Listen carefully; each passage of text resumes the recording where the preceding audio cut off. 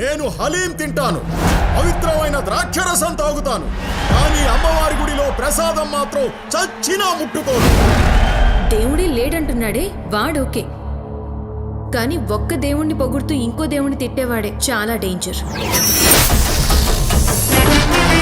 బాబు Uttarandhra TV reporter అండి? అవును, మీరు చూసారా? ఉత్తరాంధ్ర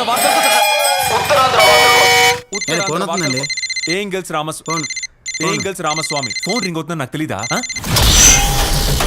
అమ్మాయిలు ఏం చేస్తుంటారమ్మా? నేను ఐఏఎస్ కోచింగ్ కోచింగ్, ఆమె పైలట్. ఏంటి? ట్రైనింగ్ ఆమెమో మెడిసిన్. నీట్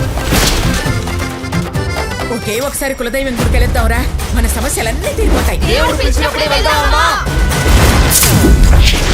దైవం పిలిస్తేనే గుడికి వెళ్దామన్నావు కదా, దైవం పిలిచింది.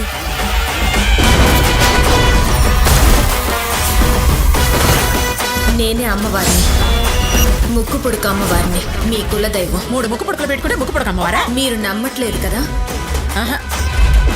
అమ్మా అమ్మా అమ్మో తల్లి, ఏంటమ్మా ఇలా చేసావు? 10 ఏళ్ల క్రితం నిన్ను కలుసుంటే ముఖేష్ అమ్మా నేను ముక్కులో పొడిచేవాడినే. అవును, మీ జుట్టు ఎందుకు నల్లగా లేకుండా ఫారెన్ నంబర్లో గోధుమ రంగులో ఉంది?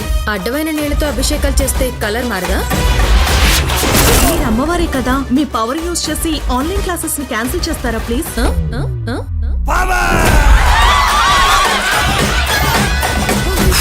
నేను నీ ముందుకు ఎందుకు వచ్చాననుకుంటున్నావు?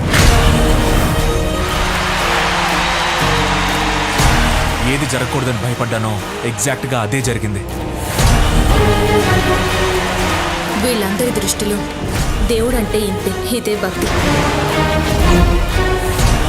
తెలుగు రాష్ట్రాల్లో మాత్రమే మతం పేరు చెబితే ఓట్లు పడట్లేదు. ఇంకో 5 సంవత్సరాల్లో దాన్ని నేను మారుస్తా. చూద్దాం, వాడు ఏం చేస్తాడో చూద్దాం.